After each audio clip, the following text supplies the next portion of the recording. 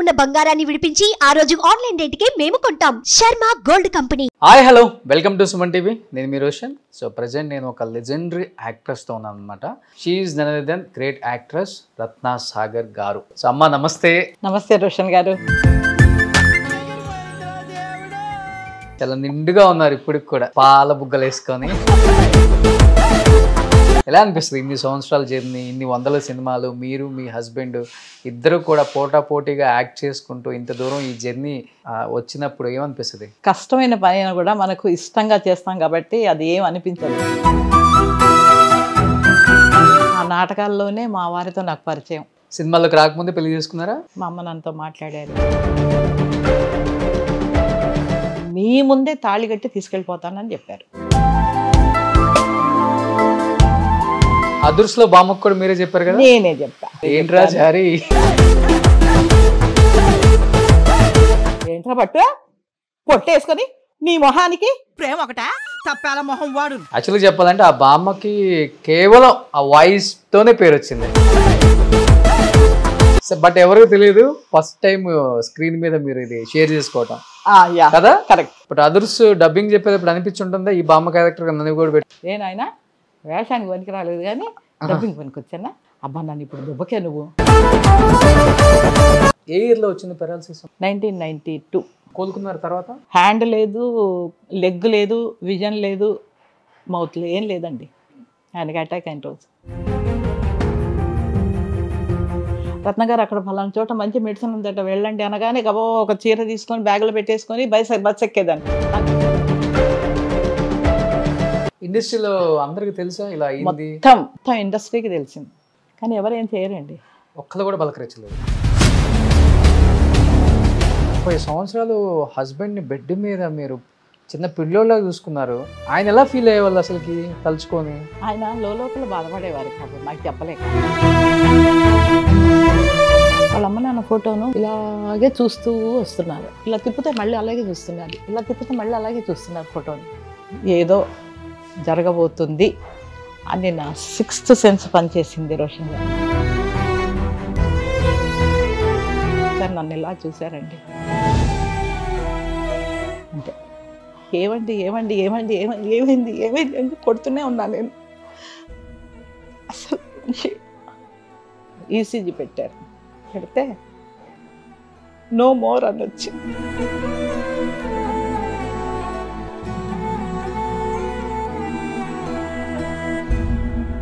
ఇట్లా ఎంత తొందరగా ఇది అయిపోతుంది అనుకోలేదు రోషన్ గారు. మరి సినిమాలు ఆయనకి 92 నుంచి ఇలా అయ్యి ఆయనకి లేవు, మీకు లేవు, ఫైనాన్షియల్గా చితికిపోయినారమ్మ బాగా? లేదు, కానీ ఏ రోజు మాకు ఆర్థికంగా ఇబ్బంది లేదండి దేవుడి దయ వల్ల. ఈ రోజు వరకు కూడా నా చెయ్యి ఇదే, ఇది కాదు. Hi hello welcome to Suman TV. నేను మీ రోషన్. సో ప్రజెంట్ నేను ఒక లెజెండరీ యాక్ట్రెస్తో ఉన్నాను అనమాట. సో వివాహ భోజనంబు సినిమా గుర్తున్న రోజులు ఆమె కూడా గుర్తుంటుంది అనమాట. అండ్ శ్రీవారి ప్రేమలేఖల సినిమా గుర్తున్న రోజులు కూడా ఆయన గుర్తుంటారు, వాళ్ళ husband Vidyasagar garu. She is none other than great actress Ratna Sagar garu. So ఎన్నో సినిమాలు అసలు అవ్వలేలుగా ఈ సినిమా ఆ సినిమా అని కాకుండా ఏ సినిమా అయినా కానీ ప్రాణం పెట్టి అండ్ ఆ క్యారెక్టర్లో జీవించి ఆ క్యారెక్టర్కి ప్రాణం పోసిన యాక్ట్రెస్. అండ్ వాళ్ళ హస్బెండ్ విద్యాసాగర్ గారు అయితే ఎన్ని సినిమాలు చేశారో. అండ్ శ్రీవారి ప్రేమలేఖలతో మన సంగీత గారి హస్బెండ్గా ఆయన జర్నీ స్టార్ట్ చేసి పెద్ద పెద్ద స్టార్ హీరోలతో స్క్రీన్ షేర్ చేసుకొని అదరహో అనిపించుకున్నాం. యాక్చువల్గా లాస్ట్ ఇయర్ ఆయన ఉన్నప్పుడు వాళ్ళిద్దరు కపుల్ ఇంటర్వ్యూ చేద్దాం అనుకున్నాం. బట్ అన్ఫార్చునేట్లీ దేవుడు ఆయన దగ్గరికి తీసుకెళ్ళిపోయారు. బట్ వాళ్ళ వైఫ్ ప్రజెంట్ మనతో పాటు ఉన్నారు. ఒకసారి బ్యాక్ వెళ్ళి ఆ 40-50 years సిల్వర్ స్క్రీన్ని ఎలా ఎంజాయ్ చేశారో ఆ మాటలో తెలుసుకుందాం. సో అమ్మ నమస్తే. నమస్తే రోషన్ గారు. ఎలా ఉన్నారు? బాగున్నాను. నేను వస్తా అనగానే గంతేశారు. మీ నుంచి ఎప్పుడు కబురు వస్తుందని మీ నుంచి చాలా మంది ఫోన్ చేశారు నాకు. కానీ నేను ఒకటే అన్నాను, సుమన్ టీవీలో రోషన్ గారు వస్తేనే నా ఇంటర్వ్యూ అని చెప్పా. ఈరోజు వచ్చారు. Thank you so much. చాలా సంతోషంగా ఉంది. చాలా నిండుగా ఉన్నారు ఇప్పటికి కూడా. Thank you so much. పాల బుగ్గలు వేసుకొని ఎన్ని క్యారెక్టర్స్లో చూసి ఎంజాయ్ చేసాం మిమ్మల్ని. అసలు లేడీ కమెడియన్స్ లేని కాలంలో ఓహో మళ్ళీ ఇంకొక కమెడియన్ వచ్చింది అనిపించుకున్నారు మీరు. Thank you. అండ్ మన రమాప్రభ గారు లేని లోటుని కొన్ని సంవత్సరాల పాటు స్క్రీన్ మీద మా అందరికి తెలియకుండా చేశారు. ఎలా అనిపిస్తుంది ఇన్ని సంవత్సరాల జర్నీ, ఇన్ని వందల సినిమాలు, మీరు మీ హస్బెండ్ ఇద్దరు కూడా పోటాపోటీగా యాక్ట్ చేసుకుంటూ ఇంత దూరం ఈ జర్నీ వచ్చినప్పుడు ఏమనిపిస్తుంది? కష్టమైన పని అయినా కూడా మనకు ఇష్టంగా చేస్తాం కాబట్టి అది ఏం అనిపించదు. అది ఇష్టమైన జాబ్ నాకు. అది నేను యాక్చువల్గా ఫస్ట్ థియేటర్ మనిషిని. స్టేజీ నాటకాలు ఎక్కువ, స్టేజీ నాటకాల నుంచే వచ్చాను. 1969 ఓ మై గాడ్ నా ఎంట్రీ స్టేజ్కి. అలా నాటకాలు వేసుకుంటూ ఆ నాటకాల్లోనే మా వారితో నాకు పరిచయం. ఆయన నాటకాలు అలా పరిచయం పెరిగి ప్రేమగా మారి ఎలాగో పెద్దవాళ్ళని ఒప్పించి పెళ్లి చేసుకున్నాం. సినిమాలకు రాకముందే పెళ్లి చేసుకున్నారా? యా సినిమాలు అసలు మాకు టచ్ లేదు, ఓన్లీ నాటకాలే మాకు. నాటకాలు ప్లస్ ఆయన బ్యాంక్ ఉద్యోగి, స్టేట్ బ్యాంక్ ఆఫ్ హైదరాబాద్లో చేసేవారు. నేను ఏపీఎస్ఆర్టీసీలో చేసేదాన్ని జాబ్. ఇద్దరు జాబ్సే. యా అలా చేసుకుంటున్న తరుణంలోనే ఈ నాటకాలు వేస్తున్న రోజుల్లో జంధ్యాల గారు రవీంద్ర భారతిలో మేమిద్దరమే కలిసి ఒక నాటిక వేసేవాళ్ళం, లిఫ్ట్ అని. అది ఆయన చూశారు. చూసి ఆయన దృష్టిలో మమ్మల్ని ఇద్దరిని పెట్టుకున్నారు. ఎప్పుడైతే రామోజీరావు గారు ఆ సినిమా ప్రొడక్షన్ స్టార్ట్ చేశారో ఆ సినిమాకి ఇంకా ఇతను విద్యాసాగర్ బాగుంటాడు అని చెప్పి రామోజీరావు గారితో మాట్లాడడం, అక్కడి నుంచి ఈయనకు ఫోన్ రావడం. 1985లో శ్రీవారి ప్రేమలేఖ గమ్మత్తైన క్యారెక్టర్ అయింది. మన సంగీత హస్బెండ్ ఎప్పుడు తింటా ఉంటారు, తినిపిస్తుంది. అన్ని వంటలు తయారు చేసి తినండి అని తినిపిస్తుంటే ఈయన పారిపోతూ ఉంటాడు వద్దని. ఆ క్యారెక్టర్ అది. ఆయన అలా ఇంట్రడ్యూస్ అయ్యారు సినిమా ఫీల్డ్కి. నేనేం లేదు, నా ఉద్యోగం, నా పిల్లలు, నా ఇల్లు అంతవరకే. తర్వాత 1985 తర్వాత మాకు ఆఫర్స్ రావడం చేయడం. తర్వాత అది చేస్తున్న అప్పుడే వేజళ్ళ సత్యనారాయణ ఒక డైరెక్టర్ గారు ఉండేవారు, తెలుసా? ఈ చదువులు మాకొద్దు అనే సినిమా ఒకటి వచ్చింది. అందులో మా వారిని హీరోగా ఇంట్రడ్యూస్ చేశారు. అది చేసిన తర్వాతనే ఇంకా ఆఫర్స్ బాగా వస్తున్నాయి. అప్పుడు ఫీల్డ్ అంతా కూడా చెన్నైలో ఉంది కదా. ఇంకా ఈయన ఊరికి రావడం పోవడం చూసి అందరూ పినిశెట్టి రవిరాజు గారు డైరెక్టర్ ఉన్నారు కదా, ఆయన ఏం చేశారు, ఆయన సినిమాలో సిరిపురం చిన్నోడు సినిమాలో మెయిన్ విలన్గా ఇచ్చారు. ఈ ప్రొడ్యూసర్స్ ఏంటంటే అక్కడి నుంచి హైదరాబాద్ నుంచి ఎందుకు అది ఇది అనడంతో రవిరాజ గారు ఏం చేశారు, సాగర్ అక్కడ వద్దు, నువ్వు హైదరాబాద్ ఇక్కడికి చెన్నైకి వచ్చేసే బాగుంటుంది నీకు ఫ్యూచర్ అంటే, సరే నేను ఎట్లాగో బ్యాంక్ ఎంప్లాయీ కాబట్టి అక్కడ అంతా ఒప్పించుకుని చెన్నై షిఫ్ట్ అయిపోయాం. 1987 అక్కడ షిఫ్ట్ అయిపోయి అక్కడ 5 years ఉన్నాము. ఉన్నప్పుడు ఇంకా ఆయనకు మంచి ఆఫర్స్ అన్నీ వస్తూనే ఉన్నాయి. ఆ తరుణంలోనే ఈయన జంధ్యాల గారు ఏం చేశారు, వివాహ భోజనం అనే సినిమా తీస్తూ మీ ఆవిడ కూడా ఆర్టిస్టే కదా సాగర్, చేస్తారా సినిమాలు అంటే, ఎందుకు చేయరు గురువు గారు చేస్తారంటే, అప్పుడు అందులో నాకు ఒక క్యారెక్టర్ ఇచ్చారు. చూడండి వాట్ అండ్ కోఇన్సిడెంట్, ఇద్దరు ఒకే డైరెక్టర్ ఇంట్రడక్షన్ సినిమాలోనే ఇంట్రడక్షన్ అయ్యింది. అలా ఆ సినిమా చేశాను. చేసిన తర్వాత మళ్ళీ ఆయన జంధ్యాల గారు ఏమనుకున్నారు ఏమో నాకు తెలీదు, నీకు నాకు పెళ్ళంట అంటే అది నావల్ కృష్ణమూర్తి గారు రాసింది. అది ఆయన దృష్టిలో పడి ఏం చేశారు, ఈ బామ్మ క్యారెక్టరే మొత్తం త్రూఅవుట్ బామ్మే, ఆవిడే హీరోయిన్. అప్పుడు సాగర్ని పిలిచి చెప్పాడు, ఈ క్యారెక్టర్కి బామ్మ క్యారెక్టర్కి మీ ఆవిడే కరెక్ట్ అని నేను అనుకుంటున్నాను సాగర్, కాకపోతే ఒకటే ఏంటంటే గుండు చేయించుకోవాలి, నాకు చాలా పెద్ద జుట్టు. అదేంటి గురువు గారు అని అంటే, నాకు ఆ గుండు ఉంటేనే ఆ క్యారెక్టర్ పండుతుంది, లేకపోతే పండదు సాగర్ అని చెప్పేసి చెప్పడం జరిగింది. ప్రొడ్యూసర్ జయకృష్ణ గారు ఉండేవారు. అప్పుడు వాళ్ళిద్దరూ మా ఆయన కూర్చోబెట్టి బ్రెయిన్ వాష్ చేసేసారు. ఈయన వచ్చి నాకు బ్రెయిన్ వాష్ చేశారు. ఇలా ఉంది రత్న, చెయ్యు బాగుంటుంది అంటే, అమ్మ ఇంత పెద్ద జుట్టు నేను గుండు కొట్టించుకోవాలా, చెయ్యను అని చెప్పి పేచి పెట్టా. ఎవరు ఒప్పుకోరు, ఏ హీరో అయినా ఒప్పుకోరు కదా అస్సలు. నేను చేయనండి, జుట్టు ఇది ఇంత పెద్దగా ఉంది, నేను చేయనండి అని అంటే, కాదు రత్న జుట్టు ఏముంది వస్తుంది, అలా కాదు, చెయ్యి, పెద్ద క్యారెక్టర్ది త్రూఅవుట్, ఇంకా నీ లైఫ్ అటో ఇటో తేలిపోతుంది అని చెప్పేసి అన్నారు. ఆలోచించాను. ఆలోచించి ఇంకా నాకు ఏం తెలియదు అసలు. సినిమా ఫీల్డ్ కూడా కరెక్ట్గా ఏం తెలియదు. ఓన్లీ నాటకాలు వేసుకోవడం, ఉద్యోగం వెళ్ళడం ఇంతే. నాటకాల గురించి తెలుసు కానీ సినిమాల గురించి తెలియదు అసలు ఏం తెలియదు. ఆ, సరే ఏం చేయాలో అర్థం కాల. సరే అప్పుడు బాలసుబ్రహ్మణ్యం గారి దగ్గరికి వెళ్ళాం మేము ఇద్దరం. అక్కడ పక్కనే ఉండేవాళ్ళం అందరం టీ నగర్లో. వెళ్ళి అడిగా, అన్నయ్య ఇలా ఉంది, మరి గురువుగారేమో ఇలా అంటున్నారు అని అంటే, గాడ్ ఈజ్ గ్రేట్ మామ, నీకు వచ్చింది ఆఫర్, చెయ్యు, ఏం కాదు, వస్తుంది, జుట్టుకేముంది అన్నారు ఆయన. ఎస్పీ గారు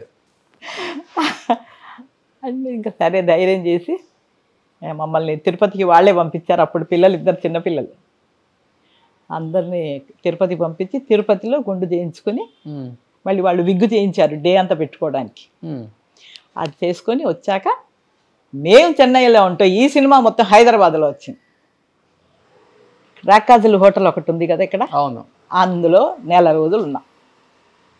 సినిమా మొత్తం షూట్ చేశారు అక్కడే. అంతా అయిపోయిన తర్వాత మళ్ళీ చెన్నైకి వెళ్ళిపోయాం. వెళ్ళిపోయిన తర్వాత అక్కడ ఏంటంటే అప్పుడు తెలుగు సినిమాలు ఉండవు కాబట్టి ప్రివ్యూస్ వేస్తారు. చెన్నైలో ఉన్న డైరెక్టర్సు, ప్రొడ్యూసర్సు, ఆర్టిస్టులు అందరినీ పిలుస్తారు. ఆ పిలిచినప్పుడు ఆ సినిమా చూడడానికని రాఘవేంద్రరావు గారు, కృష్ణరాజు గారు, కృష్ణ గారు అందరూ వచ్చారు. వచ్చి సినిమా అంతా చూశాడట. చూసిన తర్వాత రాఘవేంద్రరావు గారు జంధ్యాల గారికి ఫోన్ చేసి వెంటనే ఇంటికి వెళ్ళగానే, ఎక్కడి నుంచి పట్టుకొచ్చావయ్యా గుండు బామ్మ, నువ్వు భలే ఉంది గుండు బామ్మ అన్నాడట. అంటే అయ్యో ఏంటండి విద్యాసాగర్ లేరా ఆర్టిస్టు, ఆయన మిస్సెస్, వాళ్ళిద్దరు స్టేజ్ ఆర్టిస్టులు, చాలా మంచి ఆర్టిస్టులు వాళ్ళు. అరే భలే చేసిందయ్యా, బా భలే దొరికారు నీకు ఆర్టిస్టులు అని చెప్పి అన్నట్టు ఆయన. సరే అది అయిపోయింది. అయిపోయిన తర్వాత నాకు పొద్దున్నే రాఘవేంద్రరావు గారు, మా ల్యాండ్లైన్ ఫోన్సేగా అప్పుడు, రాఘవేంద్రరావు గారు, కృష్ణరాజు గారు, వీళ్ళందరూ ఫోన్లు చేశారు. అమ్మ చాలా బాగా చేశారమ్మా, చాలా బాగా చేశారు మీరు, మా సినిమాలో ఇట్లాంటి క్యారెక్టర్స్ ఏం వచ్చినా మీరే చేద్దురు కానీ అని అంటే, సరేనండి థ్యాంక్స్ అండి అన్నాను. అంత కష్టంతో గుండు చేయించుకున్నా కానీ తర్వాత చాలా ఫలితం దక్కింది. ఇంకా పెద్ద తల్లి, ఇంకా నేను వెనక్కి తిరిగి చూసుకోలేనంత ఆఫర్ నాకు ముగ్గురు మనగాళ్ళు. ఓకే, అది కూడా సేమ్ ఎలా వచ్చిందంటే, అప్పటికి నాకు ఇంత జుట్టు వచ్చేసిందండి. మేము ఇక్కడికి హైదరాబాద్ షిఫ్ట్ అయిపోయాం 5 years తర్వాత. అప్పుడు కే బాలచంద్ర గారు కూడా సినిమా చూశారు. సినిమా చూసి నన్ను ఆఫీస్కి పిలిపించారు. నన్ను మా ఇద్దరం వెళ్ళాం. వెళ్తే నా సినిమాలో మంచి క్యారెక్టర్ ఇస్తానమ్మా చెయ్యండి అని అంటే 2 తమిళ సినిమాలు చేశా. పుదు పుదు అర్ధంగల్ ఒకటి, శిఖరం ఒకటి, రైల్ స్నేహం అని టీవీ సీరియల్. అందులో కంటిన్యూస్గా నాకు ఇంకా క్యారెక్టర్స్ ఇస్తూనే ఉన్నారు ఆయన. అక్కడి నుంచి మళ్ళీ హైదరాబాద్ షిఫ్ట్ అయిపోయాం. మాకు 5 years అయిపోయింది. మళ్ళీ ఇక్కడికి వచ్చేసాం. అప్పుడు షిఫ్ట్ అయిపోయింది మళ్ళీ ఫీల్డ్ ఇక్కడికి. సో మాకు ఓన్ హౌస్ ఉంది కాబట్టి మళ్ళీ మేము ఇక్కడికి షిఫ్ట్ అయిపోయాం. అయిపోయింది 1992లో రాఘవేంద్రరావు గారి దగ్గర నుంచి ఫోన్ వచ్చింది. ఏంటి అని అంటే, ఒకసారి రండి మీతో మాట్లాడాలి అని. అంటే నేను ఆఫీసులకు రానండి అన్న మా ఆయనతో. అలా కాదు, అన్నపూర్ణ స్టూడియోలో సాంగ్ జరుగుతోంది, అక్కడికి రండి మీరు అని అంటే, సరే మా వారు అప్పుడు తీసుకుని వెళ్ళారు. చిరంజీవి గారు ఉన్నారు, డాన్స్ అవుతుంది, షూట్ అవుతుంది. వెళ్ళి కూర్చున్నాము. కూర్చున్న తర్వాత చిరంజీవి గారు, రాఘవేంద్రరావు గారు వచ్చారు, కూర్చున్నారు. అమ్మ నేను ముగ్గురు మొనగాళ్ళు అనే సినిమా తీస్తున్నాను, జంధ్యాల గారి సినిమా నీకు నాకు పెళ్ళంటాలో చేశారు కదా మీరు గుండు బామ్మ, నాకు ఆ గెటప్ కావాలి అన్నారు. మళ్ళీ గుండు చేయించుకోవాలా? అమ్మో అన్నా నేను. బాబోయ్ అప్పుడు 4 years అయిపోయింది కదా, నాకు జుట్టు వచ్చేసింది. వద్దు సార్, ఎందుకు ఇప్పుడు ఎన్నో విగ్గులు వచ్చాయి కదా సార్, విగ్గులు పెట్టుకుంటాను సార్ నేను అని అంటే, లేదు లేదు, మిమ్మల్ని ఆ రోజు చూసినప్పటి నుంచి ఇప్పటికీ నా మైండ్లో మీరే ఉన్నారు, అలాంటి క్యారెక్టర్ వస్తే నీ చేతనే చేయించుకోవాలి అని చెప్పేసి అనుకున్నాను. నేను చిరుతో చెప్తే చిరు కూడా అదే ఒప్పుకున్నారు. కానీ ఆవిడని పిలిచి అడగండి మరి ఆవిడ గుండు చేయించుకుంటారో లేదో అని అన్నారట ఆయన. అంటే లేదు సార్ ప్లీజ్ సార్, వద్దు సార్, విగ్గులు పెట్టండి సార్ నాకు అని అంటే, అసలు ససేమీరా ఒప్పుకోలేదు వాళ్ళు. ఇంకా చిరంజీవి గారు కూడా వచ్చి కూర్చుని, అమ్మా నేను నీకు మాట ఇస్తున్నాను, మీరు గుండు చేయించుకొని ఈ ముగ్గురు మనగాళ్ళ సినిమా చేస్తే నా అన్ని సినిమాల్లో మీరు ఉంటారు అన్నారు. ఓకే, దేవుడు ఏమో సార్, ఏమో నాకు ఎందుకో నాకు ఇదిగా ఉంది అని అంటే, లేదమ్మా మీ గురించి ఆయన చాలా చెప్పారు రాఘవేంద్రరావు గారు నాకు, అందుకని ఇంకా తప్పదని నేను కూడా అడుగుతున్నానమ్మా అనేసి అన్నారు ఆయన. పాపం ఇది ఎక్కడ కర్మరా బాబు, ఈ మళ్ళీ గుండు చేయించుకోమంటున్నారు వీళ్ళు అని మళ్ళీ చెప్పేసి తిరుపతి పంపలేదుగా. తిరుపతి పంపించలేదు, నేను చేయించుకోనని ఒకటే గొడవ. అప్పుడు ఇంకా నాకు పెద్ద దిక్కు పర్చూరి గోపాలకృష్ణ గారు, ఆయన దగ్గరికి వెళ్ళిపోయా. గురువుగారు ఇలా అంటున్నారు, మరి ఏం చేయమంటారండి నన్ను అని అంటే, రత్న ఒక్క విషయం చెప్తాను నీకు, ఏ హీరో సినిమాలైనా కూడా 4 లక్షల మంది చూస్తారు రత్న. అదే చిరంజీవి గారి సినిమా 4 కోట్ల మంది చూస్తారు. కనుక నా మాట విని గుండు చేయించుకో, ఇంకా నీకు తిరుగులేదన్నాడు. అమ్మో మళ్ళీ ఎరకాటంలో పెట్టారు గురువు గారు అని అంటే, నేను చెప్తున్నాను కదా రత్న వెళ్ళు అన్నాడు. మళ్ళీ ధైర్యం చేసి ఇంటి దగ్గరే గుండు చేయించేసుకుని ఆ సినిమా చేశాను. చాలా మంచి పేరు వచ్చింది నాకు. ఇంకా నేను నిజంగా రోషన్ గారు తిరిగి చూసుకోలేదు. మా అమ్మ ఎవరు అంటే రత్నాసాగర్. అన్ని సినిమాల్లో బామ్మ బామ్మ బామ్మ బామ్మ పడింది. దానికి తోడు డబ్బింగుల్లో కూడా, సినిమా డబ్బింగులు ఏ వచ్చినా 85 years 80 years 70 years ఏ బామ్మ కన్నా డబ్బింగ్ చెప్పాలంటే ఏ లాంగ్వేజ్లోనైనా, అంటే అన్నీ కూడా మనకు ఇప్పుడు మలయాళం ఉంటే మళ్ళీ మనకు తెలుగే కదా డబ్బింగ్. ఇక్కడ వాళ్ళందరికీ నేనే డబ్బింగ్ చెప్పేదాన్ని. అదుర్స్లో బామ్మకు కూడా మీరే చెప్పారు కదా. నేనే చెప్పా అదుర్స్లో అది ఇప్పటికీ అందరికి గుర్తు చేసుకొని నవ్వుతుంటారు. ఏదో డైలాగ్ చెప్తారా? ఏంట్రా పట్టు పొట్టేసుకొని నీ మొహానికి పెళ్ళి కావాలట, పెళ్ళి మొద నష్టం కూడా. ఏంట్రా ఎప్పుడు చూసినా కూడా అలా పైకి చూస్తూనే ఉంటావు, ఎందుకురా? ఆ కుర్రాడు అంటాడు, ఏమిటోనే బామ్మ, ఆ కోడిని చూస్తుంటే ఎప్పుడు తినాలా అనిపిస్తూ ఉంటుంది, ఓరి అప్రాచుడా. అది ఇప్పటికీ ఫేమస్ అయింది ఆ డైలాగ్. అదే సింగిల్ టేక్ లేనా చెప్పేటప్పుడు మీరు? ఎప్పుడై కూడా ఒక్కటే టేక్. నేను హెడ్ ఫోన్స్ కూడా పెట్టుకోను, ఓన్లీ డైలాగ్ అక్కడ పెడతారు, చూస్తాను, విజన్ వేయండి అంటాను, వేస్తారు, ఒక్క మానిటర్, నెక్స్ట్ టేక్. యాక్చువల్లీ చెప్పాలంటే ఆ బామ్మకి కేవలం ఆ వాయిస్ తోనే పేరు వచ్చింది. అవునా? ఆ సినిమాలో చాలా డిఫరెంట్ గా ఉంటుంది. అవును, బట్ ఎవరికి తెలియదు ఫస్ట్ టైం స్క్రీన్ మీద మీరు ఇది షేర్ చేసుకోవటం కదా. కరెక్ట్.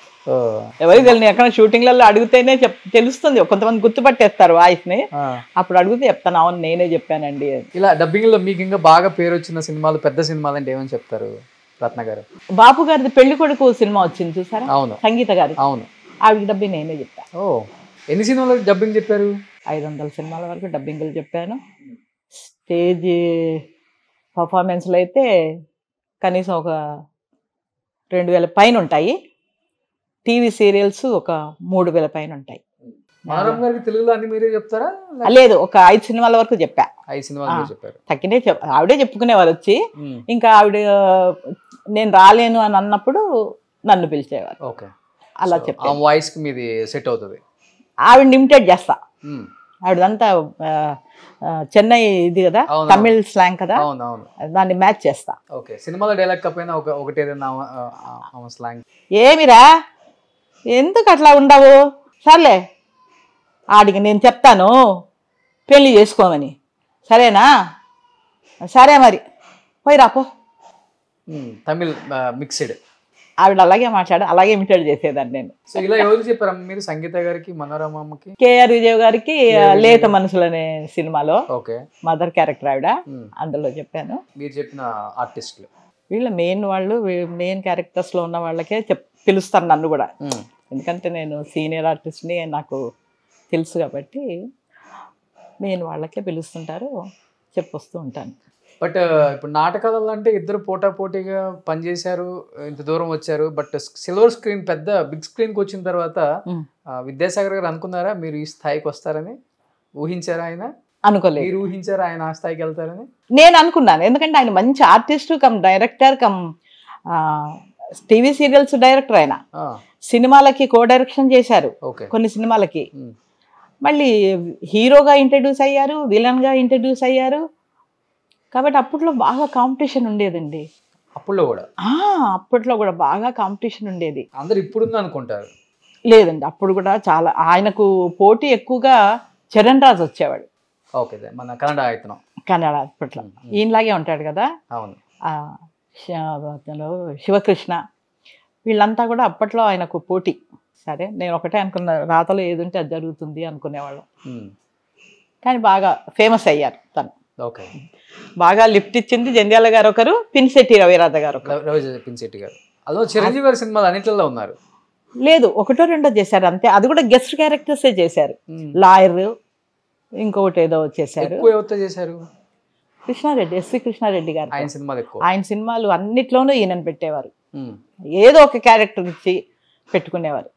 రాజేంద్రుడు గజేంద్రుడు అందులో నంబర్ 1 కృష్ణ గారి సినిమా, మాయలోడు, వీటన్నిట్లో ఆయన మాత్రం కంపల్సరీగా సాగర్ గారిని పెట్టేవారు. ఒక గుండు క్యారెక్టర్ చేసుకుని, అదే మాయలోడు.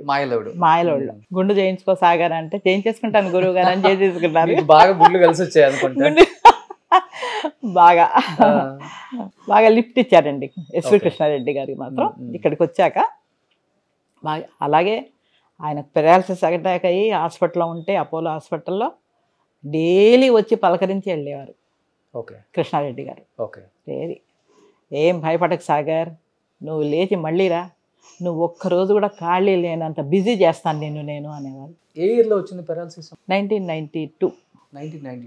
కోలుకున్నారు తర్వాత? అంటే కోలుకోవడం అంటే ఒక 5-6 ఇయర్స్ అయితే కంప్లీట్ బెడ్ అండి. హాస్పిటల్లో జాయిన్ చేశాము అపోలోలో, 2 months అట్లా పెట్టాను. అక్కడ ఏమి ఇంప్రూవ్మెంట్ లేదు. వాళ్ళు చెప్పేశారు, అంటే పెరాలసిస్ అటాక్ అయిపోయింది, లెఫ్ట్ మొత్తము ఫిజియోథెరపీలు అవి చేయిస్తే ఇంకా నిలబడతారు, ఇంకా ట్రీట్మెంట్ ఏం లేదు అని చెప్పేశారు వాళ్ళు. ఇంకా అక్కడ పెట్టడం ఎందుకు అని చెప్పేసి ఇంటికి తీసుకొచ్చేసాం. ఇంటికి తీసుకొచ్చి ఇక్కడ ఇంట్లోనే అన్ని పంచకర్మలన్నీ అవన్నీ ఇవన్నీ ఆయుర్వేదిక్లు అన్నీ కూడా మెడిసిన్స్ అన్నీ పెట్టి మనుషుల్ని పెట్టి రోజు మసాజులు అవి ఇవి అన్నీ చేయించాం మేము. చేయిస్తుంటే కొంచెంగా నిలబడ్డం అలా వచ్చింది ఆయనకి. తర్వాత ఏవేవో ఆయిల్ అవన్నీ పూస్తే లెఫ్ట్ కంప్లీట్గా ఇది హ్యాండ్ లేదు, లెగ్ లేదు, విజన్ లేదు, మౌత్ ఏం లేదండి ఆయనకి అటాక్ అయిన రోజు. అలా కనీసం ఒక 3-4 years అలాగే ఉన్నారు ఆయన. ఇవన్నీ మెడిసిన్స్ వేసి ఎక్సర్సైజులు అన్నీ చేయిస్తే కనీసం ఒక 7-8 ఏళ్లకు కొంచెం నిలబడ్డం మొదలుపెట్టారు. మొదలుపెట్టినప్పుడు టీవీలో అనౌన్స్మెంట్ ఏమొచ్చిందంటే, కూళ్ళ అనే ఊరు ఒకటి ఉంది నంద్యాల దగ్గర, అక్కడికి తీసుకెళ్తే ఈ పెరాలసిస్ వచ్చిన వాళ్ళకి తీసుకెళ్తే వెంటనే నయం అవుతుంది అని చెప్పి అనౌన్స్ చేశారు. చేయగానే ఇంకా నేనేం చేసేదాన్ని అంటే, ఎక్కడ ఎవ్వరు వచ్చి, ఇప్పుడు మీరు వచ్చి రత్నగారు అక్కడ ఫలానా చోట మంచి మెడిసిన్ ఉందట వెళ్ళండి అనగానే గబో ఒక చీర తీసుకొని బ్యాగ్లో పెట్టేసుకొని బస్ ఎక్కేదాన్ని. నాకు బస్సులన్నీ ఫ్రీయే కదా, ఎంప్లాయీ కదా నేను, అన్నీ ఫ్రీ. పైగా నేను సర్వీస్లో ఉండగానే ఆయనకు అటాక్ అయింది. సో మా జీఎం వరకు తెలుసు రత్న మొగుడికి ఇట్లా అయ్యింది అని చెప్పేసి. సో నాకు అన్ని బస్సులు ఫ్రీ పెట్టుకొని వెళ్ళిపోయేదాన్ని ఆ ఊరికి. వెళ్ళిపోయి వాళ్ళందరితో మాట్లాడి అక్కడ ఎవరు మందేస్తారు ఏంటి అని రిపోర్ట్స్ అన్నీ తీసుకెళ్ళి చూపించేదాన్ని. చూపిస్తే వాళ్ళు ఏం పర్వాలేదమ్మా, 10 ఏళ్ళు కానీ తీసుకురా, మేము బాగు చేస్తాం కదా, నువ్వు ఎందుకు ఫికర్ చేస్తున్నావు అనేవాళ్ళు. అలా తీసుకెళ్ళి అలా మందులు ఇప్పించేదాన్ని. ఇప్పిస్తుంటే కొంచెంగా ఇంప్రూవ్మెంట్ వచ్చిందండి. అలా నేను తిరిగిన ఊళ్ళు మొత్తం 23 ఊళ్ళు తిరిగా ఆయన్ని పెట్టుకొని. ఒక్కదాన్ని, ఇంకా చిన్నపిల్లలు ఆడపిల్లలు, అయ్యో మగవాళ్ళు లేరు కదా, ఒక్కటే వెళ్ళిపోయేదాన్ని. కారు వేసుకునేదాన్ని, అందులో కూర్చోబెట్టుకొని ఆయన తీసుకెళ్ళి ట్రీట్మెంట్స్ అలా ఇప్పించి చివరికి మనిషిని మొత్తంగా నిలబెట్టాం. విజన్ వచ్చేసింది, స్పీచ్ వచ్చింది, చేయి రాలేదు, లెగ్ వచ్చింది. సరే అలా ఎక్సర్సైజులు చేయిస్తూ నిలబడ్డాడు మనిషి బాగానే. ఇండస్ట్రీలో అందరికీ తెలుసా ఇలా మొత్తం? చిరంజీవి గారి దగ్గర నుంచి అందరికీ తెలుసు. ఎందుకంటే వాళ్ళ సినిమాలన్నీ చేశారు కదా అప్పుడే. నేను చేశాను కదా 3 మనగాళ్ళు, అది అయిన తర్వాతనే కదా ఈయన పడిపోయింది. ఓకే. అందరికీ మొత్తం ఇండస్ట్రీకి తెలిసింది, కానీ ఎవరేం చేయరండి. ఒక్కరు కూడా పలకరించలేదు. ఆయన ఫీల్డ్లో ఉన్నంత వరకే పలకరింపులు, రోజు ఫోన్లు చేయడాలు అన్నీ సాగర్కి అన్నీ. తర్వాత ఎవ్వరు, ఓన్లీ 2000లో మా అమ్మాయి పెళ్లి చేశాము, పెద్దమ్మాయి పెళ్ళికి. అప్పుడు ఈయన నిలబడిపోయారు, చేయి రాలేదు, నడక వచ్చేసింది, అన్నీ వచ్చేసాయి. చక్కగా ఒక్కరే ఇక్కడి నుంచి బయటి వరకు వాకింగ్ చేసుకుంటూ వెళ్ళేవారు, వచ్చేవారు. బాగుంది. మా అమ్మాయి పెళ్ళప్పుడు కూడా నాకు అందరు బాగా హెల్ప్ చేసింది. ఎస్వి కృష్ణారెడ్డి గారు, అచ్చిరెడ్డి గారు, బ్రహ్మానందం గారు, కోట శ్రీనివాసరావు గారు, మురళీమోహన్ గారు, ఉమ్. వీళ్ళందరూ వచ్చి హెల్ప్ చేశారు. వచ్చిన వాళ్ళని రిసీవ్ చేసుకోవడం అన్నీ. పెళ్ళి ఘనంగా చేసేసాము, అందరు వచ్చారు, అయిపోయింది. మనిషి బాగున్నాడు, అమ్మయ్య అనుకున్నాను. అనుకుని 4 years తర్వాత ఏవో చెప్పారు, కేరళలో మంచి మందు ఉంది సాగర్, నువ్వు వెళ్ళి అక్కడికి అన్నారట. నేనేం చేశారు, అక్కడికి ఫోన్లు చేసి అన్ని టికెట్ బుక్ చేసేసుకున్నారు వెళ్ళిపోవాలని. అక్కడ 1 month ఉండాలి. నాకు చెప్పారు నేను వెళ్తాను అని అంటే, సరే మనిషిని అరేంజ్ చేస్తాను మీరు వెళ్ళండి, ఎందుకంటే నా పెద్ద కూతురు పెళ్ళి అప్పుడు పాప పుట్టింది, నేను రాలేను. అంటే వెళ్తానంటే సరే మనిషిని అరేంజ్ చేస్తానండి అని చెప్పేసి అన్నాను. అన్ని లెక్కలన్నీ రాసుకుంటూ కూర్చున్నారు డైనింగ్ టేబుల్ మీద. కిందున్నాం మేము ఇంక అట్లా. నేను పాపకు మనవరాలకి చెవు కుట్టిద్దామని బయటికి వెళ్ళాం, ఈ పెద్ద పాప నేను. వచ్చేటప్పటికి కింద పడి ఉన్నారు. అదేంటండి కింద పడుకున్నారు, లేవండి అన్న. ఏం లేదు మీ పనులు చూసుకోండి నేను లేస్తాలే అన్నారు. సరేలే ఏమో ఊరికనే పడుకున్నారో కూర్చున్నారో ఏంటో అనుకొని మేము వెళ్ళిపోయాం, మా పనులు మేము చేసుకున్నాం. మళ్ళీ సాయంత్రం వచ్చేటప్పుడు అక్కడే ఉన్నారు. ఏంటి డాడీ అలా ఉన్నారు, వెళ్ళండి అని అంటే, చెయ్యి ఇవ్వవా కొంచెం హెల్ప్ చేయి, మంచమే పడుకోబెట్టు అంటప్పటికి ఏదో జరిగింది చెప్పట్లేదు ఈయన అనేసి అనుకున్నాను. అనుకొని మొత్తానికి లేపి మంచం మీద పడుకోబెట్టాము. అయితే తన కజిన్, తన డాక్టర్, మా వారి కజిన్స్ అందరూ డాక్టర్లే. కొంతమంది ఇక్కడ ఉన్నారు, కొంతమంది అమెరికాలో సెటిల్ అయిపోయారు. ఇక్కడ పక్కనే ఉంటాడు. తను పిలిచా, బాబ్జీ అన్నయ్య ఇలా లేవట్లేదు, నాకేదో డౌట్ ఉంది, నువ్వు రా అంటే అప్పుడే పరిగెత్తుకొచ్చారు. పక్కనే ఉంటాడు. వచ్చి ఏరా సాగర్ ఏమైందని అంటే, ఏం లేదు ఏదో అయ్యింది నువ్వు చెప్పట్లేదు అని అంటే, ఏం చెప్పట్లేదు, ఏం లేదురా బాగున్నాను అని. మా మరిది నా దగ్గరికి వచ్చి, వదిన ఏదో జరిగింది ఇటు చెప్పట్లేదు, కదా డాక్టర్ తీసుకెళ్దాం, హాస్పిటల్ తీసుకెళ్దాం అని చెప్పేసి కేర్ బంజారాకి, తను అక్కడ ఉన్నాడు అనమాట డాక్టర్గా, అక్కడ తీసుకెళ్ళి ఎక్స్రే తీస్తే ఈ బోను విరిగిపోయింది లోపల. పడిపోయారు కదా, లెఫ్ట్దే విరిగిపోయింది లోపల. వదిన వీడు బోను విరగొట్టుకున్నాడు, ఆపరేషన్ చేయాలి అని. కానివ్వండి అన్న. మళ్ళీ ఆపరేషన్ చేసి ఇక్కడ రాడ్ వేశారు లోపల నుంచి.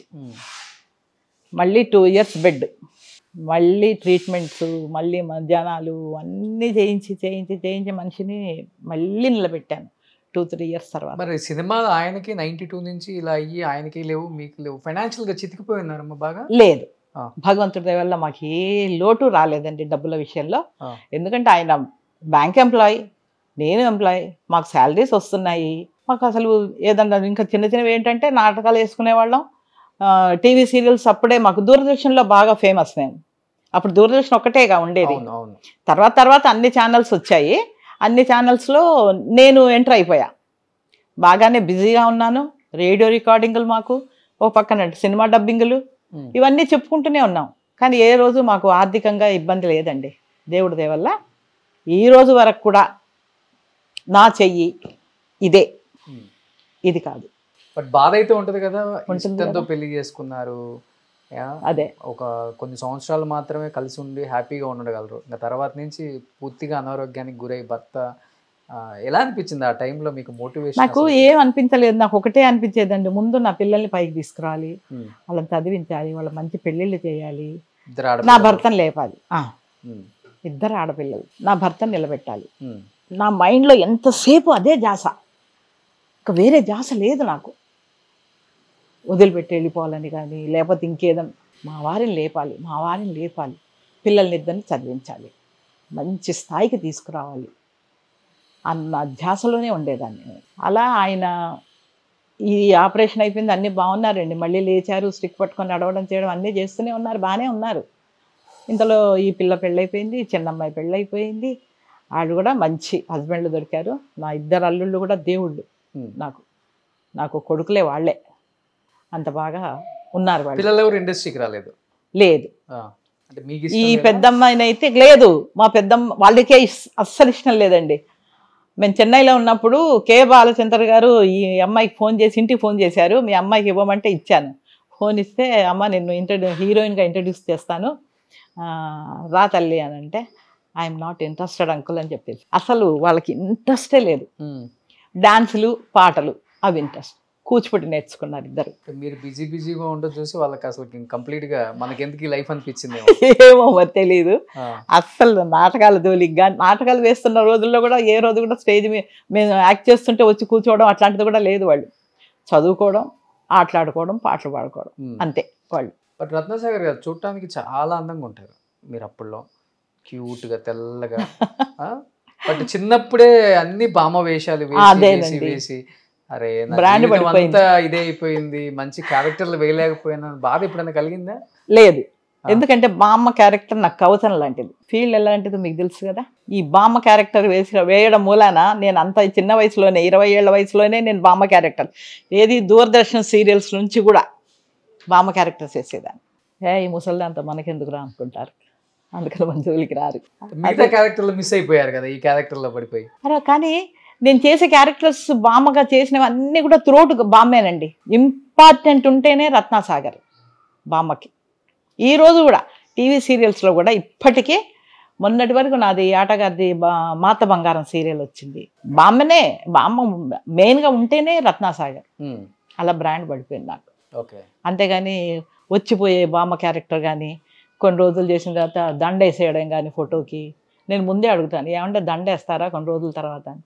చీ అలా అయితే మిమ్మల్ని ఎందుకు పెట్టుకుంటాం మేడం, మీరు చక్కగా డైలాగులు చెప్తారు, మంచి ఎక్స్ప్రెషన్ ఉంటుంది, డబ్బింగ్ మీరే చెప్పుకుంటారు, మాకు ఇంకా ఏం కావాలి, ఇది మాకు బెనిఫిటే కదా అంటారు. అందుకని నేను వేసేవన్నీ త్రూఅవుట్ బామ్మ క్యారెక్టర్సే. ఒక రెస్పెక్ట్ కూడా ఇస్తారండి నాకు. బామ్మ రత్నసాగర్ అనగానే అమ్మ అమ్మ అమ్మ అమ్మ అని తిరుగుతారు. ఓకే. సో ఇండస్ట్రీలో మిమ్మల్ని కాంపిటీషన్గా ఫీల్ అయిన వాళ్ళు ఎవరు అప్పుడులో ఆర్టిస్టులు? అప్పుడులో చాలా మంది ఉన్నారు కదా మీ టైంలో, బామ్మలు అమ్మలు. ఎక్కువగా మనకు రమాప్రభ గారు సినిమాకి అయితే రమాప్రభ గారు వాళ్లే కదండి. కానీ ఆవిడ తర్వాతనే నేను నిర్మలమ్మ గారు, ఆవిడ ఇంకా పాపం చాలా కుంగిపోయిన స్టేజ్లో ఆమెను వెళ్ళి ఎవరన్నా అడిగితే ఇంకా నన్ను ఎందుకయ్యా చంపుతారు, అక్కడ గుంటదున్నది రత్నసాగర్, పోయి దాన్ని పెట్టుకోండి అనేవారు. ఆవిడ బాగా ఎంకరేజ్ చేసేవారు. ఆవిడ ఎక్కడ ఉన్నారమ్మా ఇప్పుడు ఆమె పిల్లలు? అసలు అదే 45 కదా, రోడ్ నెంబర్ 45 కదా ఆవిడ సొంత ఇల్లు. ఉన్నారు ఇప్పుడు కూడా? తెలీదు మరి, ఏమో అల్లుడు ఇల్లు అమ్మేశారు అది ఇదని అన్నారు అప్పట్లో, మనకు ఆ విషయాలు తెలియదు. ఆవిడ బతికున్నప్పుడు మాత్రం నేను వెళ్ళేదాన్ని. లాస్ట్ రోజులంతా బాగానే జరిగిందా? బాగా సంపాదించారు కదండి ఆవిడ, కాకపోతే అల్లుడు పాడు చేసేసాడు. ఓకే. అల్లుడు అంటారు, మనకు తెలియదు అది. మరి ఆ ఇల్లు కూడా ఉందో లేదో కూడా నాకు తెలియదు. Jubilee hills road number 45. Okay. So చనిపోయినప్పుడు తెలియరు మీరు? వెళ్ళాం అందరం, బతికున్నప్పుడు చాలాసార్లు వెళ్ళా. ఓకే. ఆవిడ దగ్గరికి పాపం సినిమాలు వస్తే నన్ను రికమెండ్ చేసేవారు ఆవిడ. సో ఏ హీరోతో బాగుంటుంది మీకు యాక్ట్ చేసేటప్పుడు? అసలుకి చాలా ఫ్లెక్సిబుల్ ఈ హీరో అయితే. అందరూ బాగుంటారు నాతో, ఈవెన్ బాలకృష్ణ గారు కూడా. అందరు అంటారు కదా ఆయన కోపం ఎక్కువ అది ఇదని, ఏమీ లేదండి. చక్కగా పక్కన కూర్చోబెట్టుకొని చక్కగా మాట్లాడతారు ఆయన. చిరంజీవి గారు కూడా ముగ్గురు మనగాళ్ళు చేసేటప్పుడు కూడా ఒక కర్ర రింగ్ వేశారు, కర్రకి వేసి దాన్ని ఇలా తగిలించుకొని దాన్ని తిప్పాలి ఇలా గిర్ర గిర్ర గిర్ర.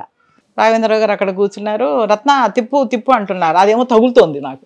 అది ఒక్కన వెనక నుంచి నాకు 2 చేతులు వచ్చాయి, నన్ను ఇట్లా పట్టుకున్నాయి. ఏంటని చూసా, చిరంజీవి గారు వచ్చి ఇలా పట్టుకొని, ఇలా కాదు ఇలా పట్టుకొని తిప్పు తిప్పు అని అంటున్నారు నన్ను.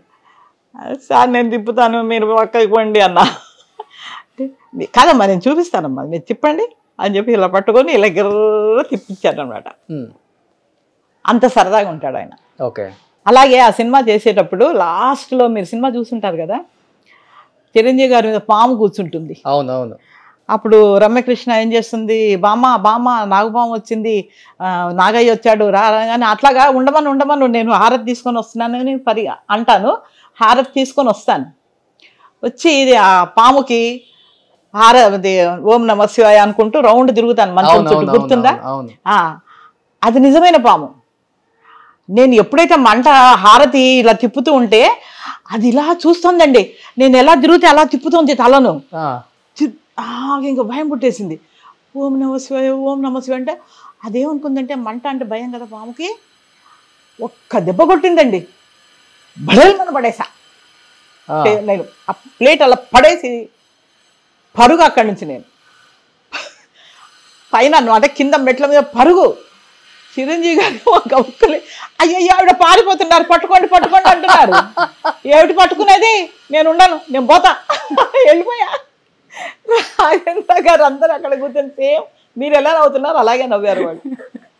అయ్యో ఏం కాదు రత్న పైకి రా పైకి, నేను రాను సార్ రాను, కాటేస్తుంది అది అంటే ఆ మీ మీద పగబట్టిందేమో.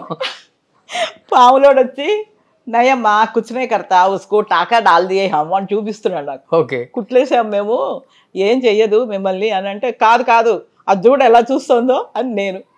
ఇంకా మొత్తానికి నన్ను మళ్ళీ పట్టుకొచ్చి కూర్చోబెట్టి నీళ్ళు తాగించి కూర్చోబెట్టారు. ఓకే, అదొక ఇన్సిడెంట్ అసలు మర్చిపోలేము. బాలకృష్ణ గారితో ఏదైనా మంచి మెమరబుల్ మూమెంట్ ఉందా? బాలకృష్ణ గారు నేను అది లక్ష్మీ నరసింహ సినిమా చేస్తున్నాం. అక్కడెక్కడ గచ్చిపోలి దగ్గర మాడవయ్య వాళ్ళ ఇల్లు, అది చాలా పెద్ద హవేలీ. అక్కడే మా షూటింగ్ మొత్తం అక్కడే జరిగేది. ఆ ఇంటి ఓనరు అది పాత బిల్డింగ్ అండి. వర్షం వచ్చింది, బాగా వర్షం వస్తే పెచ్చులు ఊడిపోతుంటే బాలకృష్ణ గారు అన్నారు, ఏంట్రా బాబు ఈ ఇల్లు బుక్ చేశారు మీరు, మొత్తం ఊడిపోయి పడుతున్నాయి అని అంటుంటే ఆవిడ అంటుంది, ఓనరు మీరు సముద్రంలో ఉన్నారు, ఉండి ముసలిని చూసి భయపడితే ఎలాగా అన్నాడు. ఈయనకు అర్థం కాలేదు బాలకృష్ణ గారికి. అదే ఏమంటుంది అన్నాడు. నేను చెప్పా, సముద్రం వెళ్ళి మీరు ముసలిని చూసి భయపడుతున్నారు ఏంటి అని అంటున్నారు. ఓసి దీని అమ్మ, ఆ ఇంటి ఓనరా ముసలావిడ ఎందుకు అంత డైలాగ్ కుట్టింది అంటే అవన్నీ ఊడి పడిపోతున్నాయి కదా, ఈయన భయపడుతున్నారు. భయపడుతుంటే ఏంటి ఇవన్నీ పడిపోతున్నాయి మా మీద, మేము చచ్చిపోతామేమో అని చెప్పారు కూడా. వెళ్ళి చెప్తే అప్పుడు అంటుంది ఆ ముసలావిడ ఈ మాట అనగానే, ఏమంటుంది అంటే అప్పుడు నేను తెలుగులో చెప్పా. ఓకే, దీని అమ్మ అంటే ఇగో నా మీద పడి చచ్చిపోవాలి మనం, దీని నుంచో షూటింగ్ చేసి దీనికి డబ్బులు ఇచ్చి. ఆసిన్ బామ కదా దాంట్లో, ఆసిన్ బామ. అవును, గుర్తుంది నాకు. అదే కారపొడి చల్లుతాం. అవును, బాలకృష్ణ. అవును అవును. అలాగా గౌతమ్ ఎస్ఎస్సిలో కూడా అవును, అది హీరోయిన్కి బామ్మ.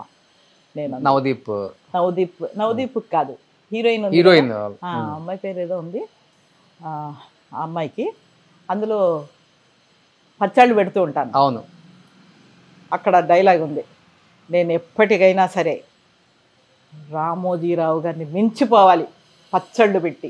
అవును, క్రియా పచ్చళ్ళు కాదు, ఈ మిమ్మల్ని ఈ గెటప్ లో ఉంటే తొందరగా గుర్తుపట్టరు, కానీ ఆ గెటప్ అయితే తొందరగా గుర్తుపట్టేస్తారు. అంటే విగ్గులు పెడతాగా, ఇంట్లో ఉన్నాయా విగ్గులు కూడా రెడీ? నేను చేయించి పెట్టుకున్నాను. ఎన్ని చేయించుకున్నారు? అంటే ఎక్కువ సినిమాలకైతే వాళ్ళే ఇస్తారమ్మా, టీవీ సీరియల్స్ మనమే చేయించుకోవాలి. ఓకే, అలా నేను టీవీ సీరియల్స్ చేయించుకుంటాను. బట్ ఎప్పుడైనా కానీ ఇండస్ట్రీలో చేదు అనుభవాలు చాలా సర్వసాధారణం ఆర్టిస్టులకి. అవును, ఎప్పుడు కూడా ఎవరు కూడా కించపరిచి మాట్లాడటం, అవమానించటం, తగ్గించి చూడటం, ఇలాంటి ఎప్పుడు జరగలేదా? ఒక తక్కువ చిన్న ఆర్టిస్ట్ సినిమా కానీ టీవీ కానీ? లేదు, ఎందుకంటే నేను సినిమా టీవీ ఎందుకు అడిగారు? అక్కడ ఎక్కడో జరిగి ఉంటుంది కదా అడిగారు మీరు. లేదు, అంటే ఏదైనా కానీ నేను పెద్ద క్యారెక్టర్లు చేస్తూ ఉంటాను కాబట్టి నన్ను ఎవరు కించపరిచి మాట్లాడరు. అదే చిన్న క్యారెక్టరు, ఏ జూనియర్ ఆర్టిస్ట్ క్యారెక్టర్ చేస్తే ఏదో ఒకటి అంటారు.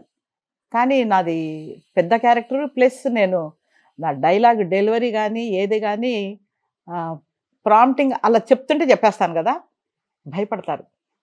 అందుకని ఎవ్వరు అందరు ఇంకా వచ్చి వాళ్ళని అడుగుతారు, వాళ్ళు నా దగ్గరికి వచ్చి అడుగుతారు, అమ్మ ఈ డైలాగ్ ఎలా చెప్పాలమ్మా, దీని మోడ్యులేషన్ ఏమిటి చెప్పరమ్మా చెప్తారు. కాబట్టి అందరూ నన్ను లైక్ చేస్తారు, టీవీ కానీ సినిమాలు కానీ. ఎప్పుడు కూడా ఎవరు కూడా లేదండి అస్సలు. ఇంకా నా దగ్గరికి వచ్చి అడుగుతారు. లేడీ ఆర్టిస్టులు కూడా. ఈ హీరోయిన్లు అయితే ఇంకా బామ్మ కాబట్టి వచ్చి ఒళ్ళో కూర్చుంటారు, బామ్మ అనుకుంటూ. ఈ హెబ్బా పటేల్ ఉంది కదా, నేను అందగాడు అనే సినిమా చేశాను. ఆ అమ్మాయి రాజ్ హీరో. సెట్లోకి రాగానే నేను ఆ అమ్మాయి హెబ్బా పటేల్ వచ్చి ఒళ్ళో కూర్చునేది, దగ్గర ఫోటోలు కూడా ఉన్నాయి. ఒళ్ళో కూర్చునేది, ఒళ్ళో కూర్చుని దాని చెయ్యి నా చెయ్యి ఇలా రాస్తూ కూర్చునేది. నాకు అర్థం కాలేదు, నేను కామ్గా చూస్తూ ఉండేదాన్ని. రాస్తారని అడిగాడు, వాడు హీరోయిన్లో కూడా ఏమే రావే పోవే అంటాడు. ఎందుకే నువ్వు అమ్మ పక్కన కూర్చొని ఓ చెయ్యి రుద్దుతున్నావు అట్లాగా అని అంటే, అదంది అమ్మ కా కలర్ తోడా తోబి ముజే ఆతా బోల్కే, కొంచెం మీ కలర్ వస్తుందని, కొంచెమైనా అమ్మ కలర్ నాకు వస్తుందేమో అని రుద్దుతున్నాను అన్నవాడు. నీకు చచ్చిన అమ్మ కలర్ రాదే, నువ్వు రుద్ద పో అనేవాడు. మీ కలర్ చూసి మీ ఆయన ఇష్టపడ్డారు మిమ్మల్ని అప్పుడు? మీ టాలెంట్ చూసా లేదండి, ఆర్టిస్టులుగానే కానీ మాకు అది కలర్ అని కానీ ఒక ఆర్టిస్టు అని కాకపోతే మా ఆయన కోరిక ఏంటంటే నాకు చెప్పారు తర్వాత, ఒక ఆర్టిస్టుని నేను చేసుకోవాలి అని అనుకున్నాను. నాకు లక్కీగా అనుకోకుండా మీరు కనిపించారు. మీ నా బిహేవియర్ కానివ్వండి, నా ఇది అన్నీ కూడా నాకు గమనించి నేను వేరే అసోసియేషన్లో కూడా యాక్ట్ చేస్తూ ఉండేవాళ్ళం కదా. స్టేజీ అంటే ప్రతి అసోసియేషన్లో మేమంతా ఎవరు, కోట శ్రీనివాసరావు గారు, నేను, రాళ్ళపల్లి గారు, తనికెళ్ళ భరణి, వీళ్ళంతా స్టేజ్ నుంచి వచ్చిన వాళ్ళమేగా. ఓ మీ అందరూ ఒక బ్యాచ్. యా, అందరితో యాక్ట్ చేసేదాన్ని నేను. సో అందరిని ఎంక్వైరీ చేస్తే అమ్మో రత్నన అది నిప్పు అనేవాళ్ళు. చాలా మంచి అమ్మాయిని చేసుకోరా అని ఎంకరేజ్ చేసేవాళ్ళు. మీరేం చూసి ఇష్టపడ్డారు ఆయన మరి? ఆర్టిస్ట్ అనే అంతే. అసలు యాక్చువల్గా ఆర్టిస్టులు చేసుకోవడానికి ఇష్టపడరు. కానీ మేమేంటంటే మాకు మెంటాలిటీస్ కలిసాయి.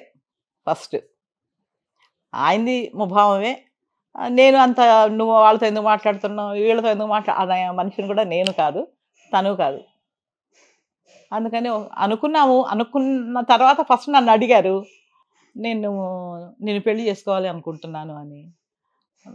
వచ్చి మా అమ్మ నాన్నతో మాట్లాడండి అన్న అంటే సరే అన్నారు. వచ్చారు, మా అమ్మ నాన్నతో మాట్లాడారు.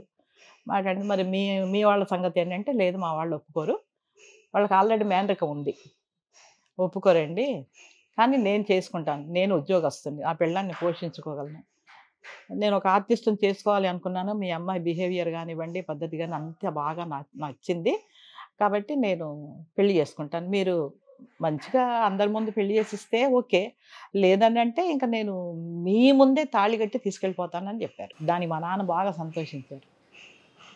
అప్పుడు మా వాళ్ళు మాట్లాడుకొని సరే పెళ్లి చేద్దామని చెప్పేసి డిసైడ్ అయ్యారు. అయినప్పుడు నేను మా వారితో ఒకటే అన్నా, ఏమండి పెళ్లి చేసుకుంటాను, కానీ నా కోరిక ఒకటే, నా పేరు పక్కన ఒక డిగ్రీ ఉండాలి, అది నాకు. అప్పుడు నేను చదువుతున్నానుగా, ఇంకా ఇంటర్లో ఉన్నా.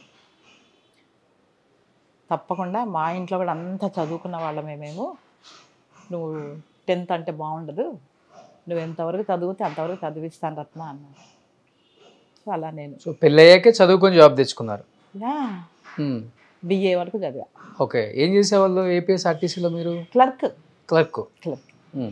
అలా చేసుకుంటూనే నేను మ్యారేజ్ అయిన తర్వాత కూడా మా ఆయన దగ్గర నుండి చదివిస్తే బిఏ పాస్ అయ్యా. సినిమాలు చేస్తూ కూడా జాబ్ కంటిన్యూ చేశారు.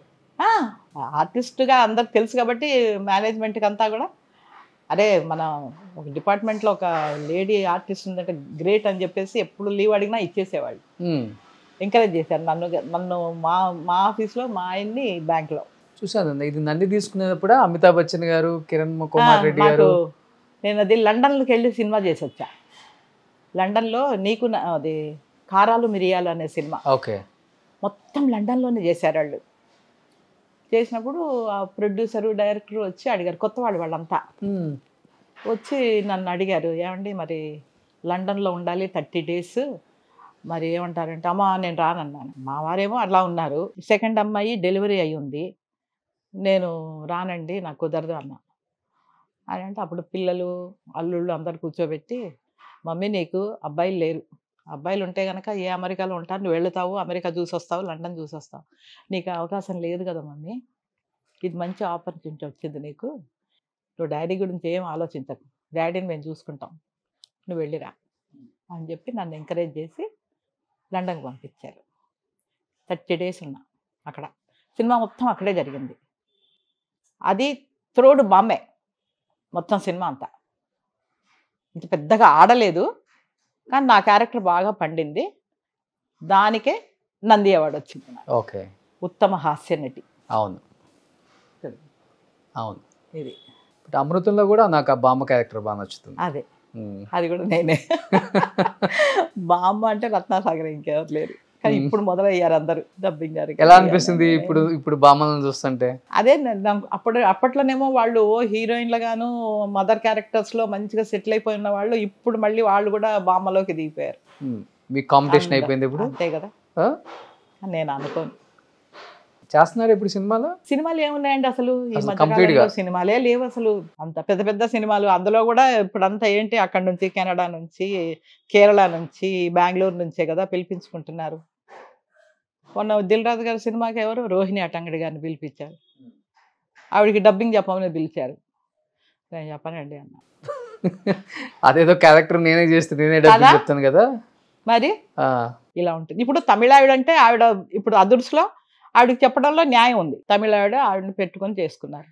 కానీ ఈ రోహిణి అటంగడిని అక్కడి నుంచి ఎందుకంటే పిలిపించుకోవాలి? అలా ఉన్నారు మన ప్రొడ్యూసర్. బట్ అదర్స్ డబ్బింగ్ చెప్పేటప్పుడు అనిపించుంటుందా ఈ బామ్మ క్యారెక్టర్ నన్ను కూడా పెట్టి ఈ వివి సత్యనారాయణతో కొట్లాడా, ఆయనేగా డైరెక్టర్ వినాయక్. అతనితో నేను అమ్మనా కోడల సినిమా చేశాను. అప్పుడు కో డైరెక్టర్ సాగర్ గారి దగ్గర. సాగర్ అని డైరెక్టర్ గారు చనిపోయారు ఈ మధ్య. ఆయన కో డైరెక్టర్ అప్పుడు. ఈ అబ్బాయి చిన్న కుర్రాడు వినాయక్. ఈ సినిమాకి డబ్బింగ్ కోసం అని పిలిస్తే చెప్పిన తర్వాత నంబర్ ఇవ్వండి అన్న. పుల్లారావు అని కో డైరెక్టర్ ఇచ్చారు. ఫోన్ చేశా, నేనాయన వేషానికి పనికి రాలేదు కానీ డబ్బింగ్ పనికి వచ్చానా, ఎందుకు పిలిచావు అంటే అబ్బా నన్ను ఇప్పుడు దుబ్బకే నువ్వు అంటున్నాడు. అట్లా అందరూ చేసేవాళ్ళే. కానీ క్యారెక్టర్ అయితే చాలా బాగుంటుంది. ఆ క్యారెక్టర్కి డబ్బింగ్ అవునండి, అది అందరికీ గుర్తు బాగా. చాలా బాగా చెప్పారమ్మా, అసలు ఆవిడ మాట్లాడుతున్నట్టుగానే ఉంది అంటారు. బట్ ఇప్పుడు ఏంటి కాలక్షేపానికి ఏం చేస్తూ ఉంటారు ఇప్పుడు? ఇంకా ఏముంది, సీరియల్స్ ఉన్నాయి కదా నాకు. చేస్తున్నారు సీరియల్స్ ఎప్పుడు ఉంటాయి, ఎప్పుడు ఒక 2 ఉంటాయి. ఒకదానికి గుమ్మడికాయ కొడుతున్నానంటే నెక్స్ట్ సీరియల్ కొబ్బరికాయ రెడీగా ఉంటుంది. కాబట్టి ఇంకా ఇప్పుడు అయిపోయింది, బాధ్యతలు కూడా అయిపోయాయి.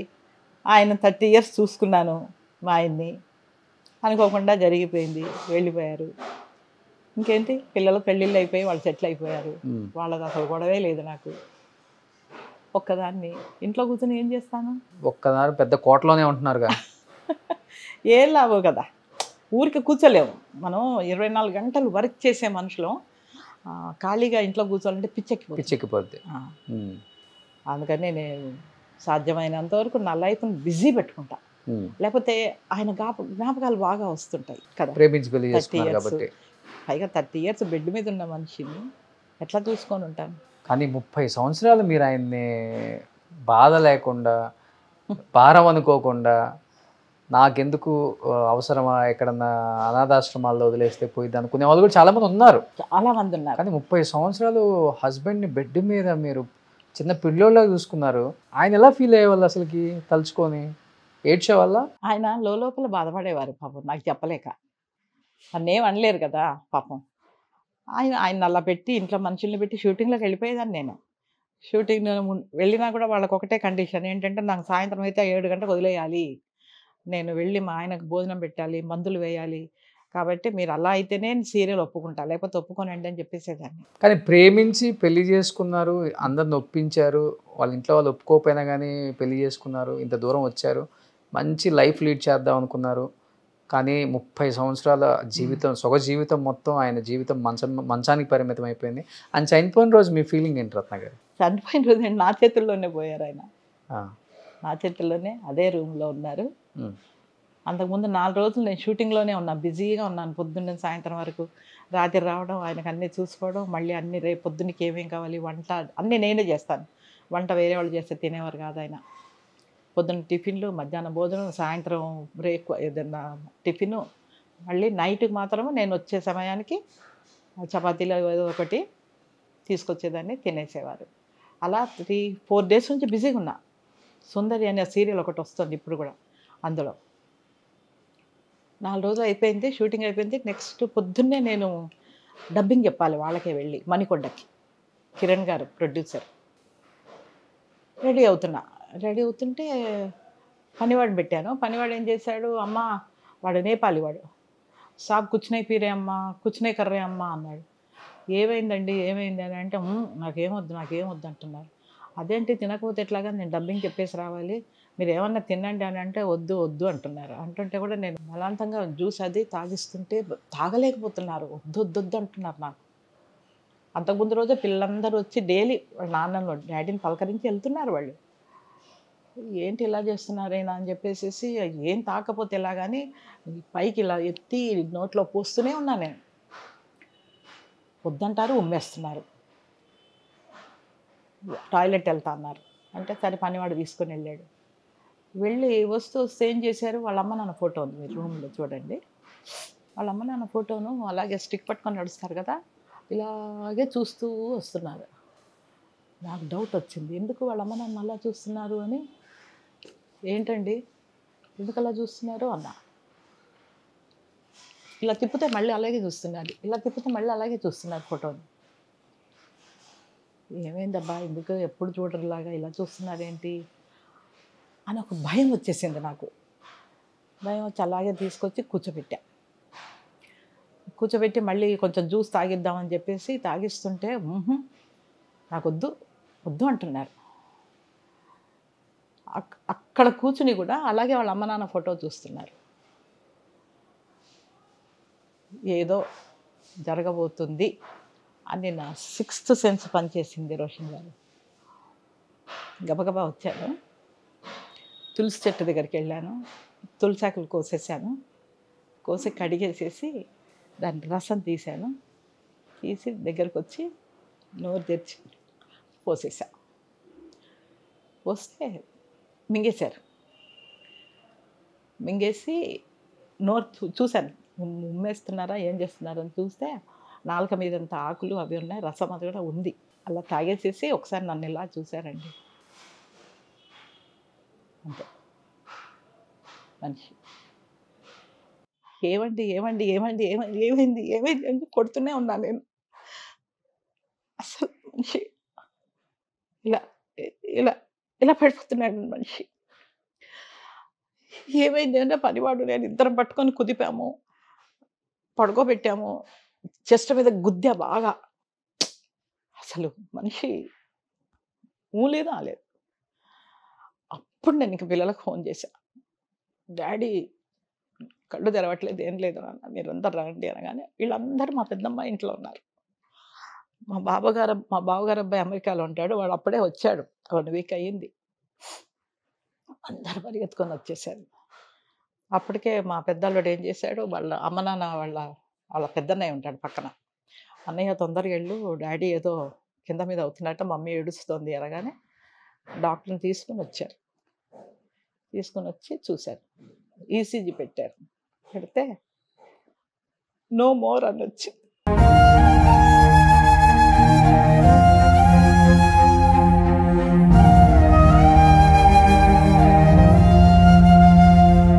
ఏం చేయాలో తోచలేదు నాకు. ఇంకా అందరికీ ఫోన్లు చేసేసాను.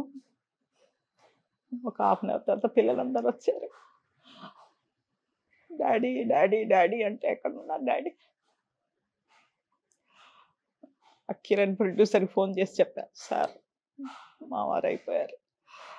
లేదు సార్. అలా అందరికీ దగ్గర వాళ్ళందరికీ నేను ఫోన్ చేసి చెప్పేశాను. అప్పుడు అందరూ వచ్చారు.